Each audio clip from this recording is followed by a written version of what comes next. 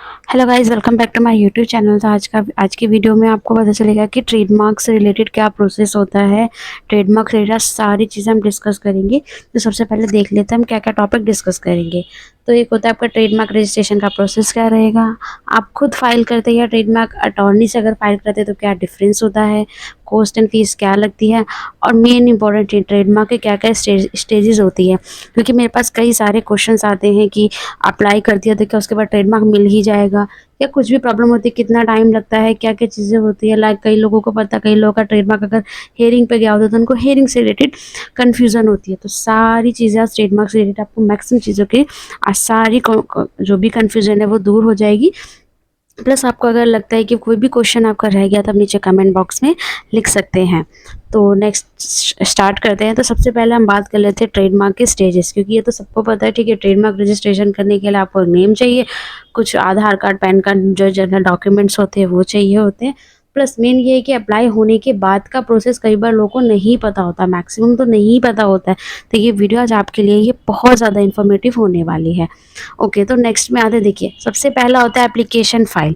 ये सबको पता है। जब एप्लीकेशन फाइल हो जाएगा, आपका जो एप्लीकेशन के लिए आप अप्लाई करेंगे, फॉर्म फिल करेंगे, एप्लीकेशन सबमिटेड हो जाएगा। उसके बाद क्या है, आपका एप्लीकेशन नंबर आपको एक अलॉट होता है। ठीक है, जो कि आजकल 24 आवर्स के बाद ही होता है, बट ठीक है आपको मिल जाता है। उसके बाद है एक एग्जामिनेशन रिपोर्ट। अब क्या होता है, सपोज अगर आपको ट्रेडमार्क में किसी भी तरह का कोई भी ऑब्जेक्शन आता है तो एग्जामिनेशन रिपोर्ट में लिखा आएगा ऑब्जेक्शन रिसीव। लेकिन अगर कोई भी ऑब्जेक्शन नहीं भी आता है तो भी एग्जामिनेशन रिपोर्ट इशूड होती है, उसमें आपका लिखा होता है नो ऑब्जेक्शन, या जनरली उसको कहा जाए तो एक्सेप्टेड का लेटर जो है वो इशू होता है। मैं वो भी चीज़ आपको जो है शो करके दिखा दूंगी। नेक्स्ट, ठीक है, अगर आपका कोई ऑब्जेक्शन का नहीं आता है तो उसके बाद क्या आएगा, आपका ट्रेडमार्क सीधा एक्सेप्टेड शो होगा। ठीक है, एक्सेप्टेड के बाद उसमें जर्नल पब्लिश हो जाएगा। कुछ टाइम लगता है, 1.5 महीने का टाइम लगता है कई बार एक्सेप्टेड और जर्नल में। जर्नल आपका पब्लिश रहेगा वो 4 मंथ्स के लिए रहेगा, आपका 4 महीने तक जर्नल आपका पब्लिश ही रहेगा। उसमें क्या होता है, किसी भी पार्टी को या किसी भी, ये जो होता है जनरल पब्लिक, किसी को भी लगता है कि उसको ट्रेडमार्क से प्रॉब्लम है या उसके खुद के ट्रेडमार्क से मैच हो रहा है तो वो उसको अपोज कर देते हैं। तो अगर अपोज हो जाता है तो आपके पास एक अपोजिशन का नोटिस आता है, फिर आपको उसका रिप्लाई फाइल करना होता है। लेकिन हाँ, इसमें विद इन 2 मंथ्स के अंदर आपको रिप्लाई फाइल करना होता है, नहीं तो आपका जो ट्रेडमार्क है वो कैंसिल आउट एप्लीकेशन हो सकती है। तो अपोजिशन के फेज में वही फिर आप अपोजिशन का रिप्लाई डालेंगे। देन फिर जो भी उसका प्रोसेस होता है, हियरिंग्स वगैरह जाती है, तो वहाँ पे फिर डिपेंड होगा कि आपके एप्लीकेशन को रिजेक्ट किया जाएगा या फिर एक्सेप्ट किया जाएगा। ये तो वो केस होगा अगर अपोजिशन आए तो। ठीक है, अगर नहीं आता है तो सिंपली आपका जनरल पब्लिश के 4 मंथ बाद आपका ट्रेडमार्क एक्सेप्ट हो जाता है। ठीक है, अब हम बात कर देते हैं अगर आपको ऑब्जेक्शन रिसीव होता है तो उसमें सबसे पहले आपको क्या करना है। देखिए, मेन चीज़ ये है कि जब भी आप अपना ट्रेडमार्क अप्लाई करें, with in a month, every month उसको आप चेक करते रहें, या फिर आपने अगर प्रोफेशनल से करवाया तो वो तो डेफिनेटली आपको चेक करके वो बताते ही रहेंगे। नेक्स्ट है कि रिप्लाई। उसके बाद 1 मंथ का टाइम होता है एग्जामिनेशन रिपोर्ट इशू होने के बाद, उसमें आपको रिप्लाई डालना होता है। उसके बाद अगर आपका रिप्लाई पे एक्सेप्ट हो जाता है तो बहुत अच्छी बात है। एक्सेप्ट हो जाता है तो फिर आप, अगर रिप्लाई पे आपका एक्सेप्ट हो जाता है तो आप सिंपल इसी स्टेज पर आ जाते हैं। लेकिन इन केस अगर एक्सेप्ट नहीं होता है तो फिर आप यहाँ से आ जाएंगे शोकेस हियरिंग पे। हियरिंग में क्या होता है और रिप्लाई में क्या फ़र्क है, देखिए जब आपने रिप्लाई दिया तो आपने रिटर्न सबमिट किया। ठीक है, रिटर्न में आपकी जो भी स्टेटमेंट है वो आपने सबमिशन की।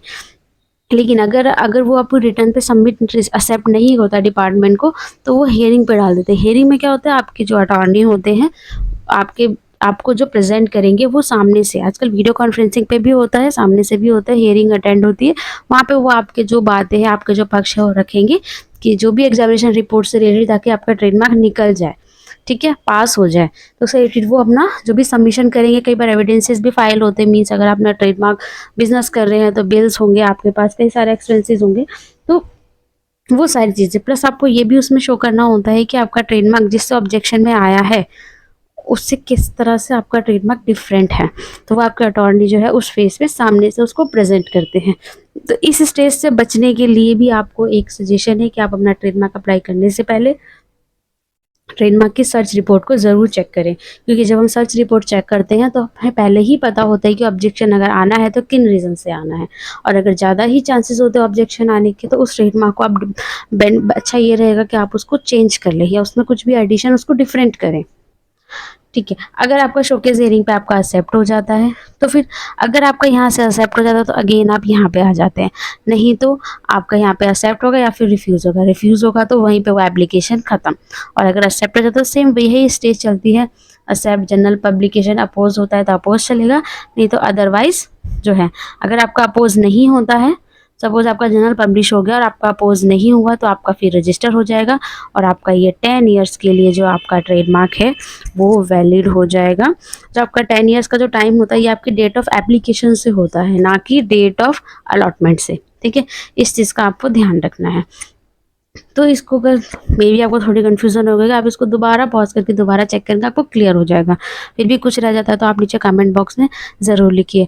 और ऑब्जेक्शन आने के चांसेस को कम किया जा सकता है, पहले ही पता लगाया जा सकता है, बशर्ते कि आप पहले उस ट्रेडमार्क को, अपने ट्रेडमार्क को चेक करवाएं प्रॉपर तरीके से। तो उसके लिए आप हमें भी कॉन्टैक्ट कर सकते हैं।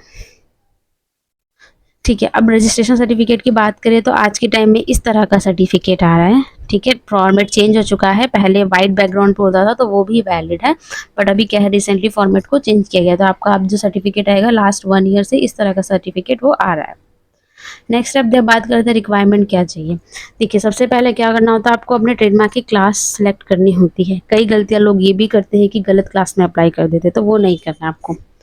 उसके बाद है आपको ट्रेडमार्क सर्च जरूर चेक करना है। आपको आप डेफिनेटली किसी प्रोफेशनल से ही चेक करवाएं ताकि आपका एडवांस सर्च भी हो सके, तो उसके लिए आप हमें भी कांटेक्ट कर सकते हैं।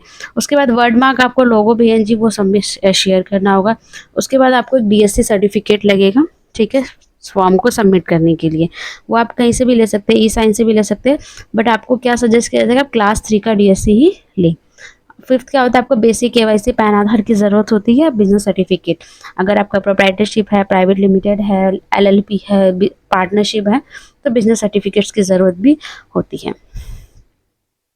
उसके बाद देखिए फ़ीस तो क्या होती है, गवर्नमेंट फ़ीस आपकी 4500 होती है। एडिशनल अगर आप खुद अप्लाई करते हैं तो आपको 15 से 2000 तक की आपकी डिजिटल सिग्नेचर की कॉस्ट आती है, अगर आप खुद फाइल करते हैं। लेकिन हाँ, अगर आप प्रोफेशनल से फाइल करवाते हैं तो वहाँ भी आपको 4500 की तो आएगी, बट हाँ, आपको डिजिटल सिग्नेचर की कॉस्टिंग वहाँ नहीं लगती। वहाँ से प्रोफेशनल अपनी खुद के वो DSC लगाते हैं और उनकी खुद की प्रोफेशनल फ़ीस वो चार्ज करते हैं। लेकिन इसमें बेनिफिट आपका ये होता है कि आपका ट्रेडमार्क प्रॉपर चेक होता है और आपको जो है स्टेप बाय स्टेप उसका ध्यान भी रखा जाता है कि किसी स्टेज पर अगर वो अटक गया है तो उसकी प्रॉपर टेक केयर की जाए। फाइलिंग की ज़रूरत है तो फाइलिंग करवाई जाए, अदरवाइज नहीं तो वो ट्रेडमार्क एप्लीकेशन आपकी क्लोज हो जाती है। तो सिंपल, आपको आई होप को वीडियो आपको काफ़ी अच्छी लगी होगी। तो अगर आपको ट्रेडमार्क से रिलेटेड किसी भी सर्विसेज की ज़रूरत है, आप सिंपली मुझसे कांटेक्ट कर सकते हैं। कांटेक्ट नंबर आपको डिस्क्रिप्शन बॉक्स में मिल जाएगा। तो होप सो कि वीडियो काफ़ी अच्छी लगी होगी, तो इसको शेयर ज़रूर करें और हमारे चैनल को सब्सक्राइब ज़रूर करें। Thanks for watching my video. Thank you so much.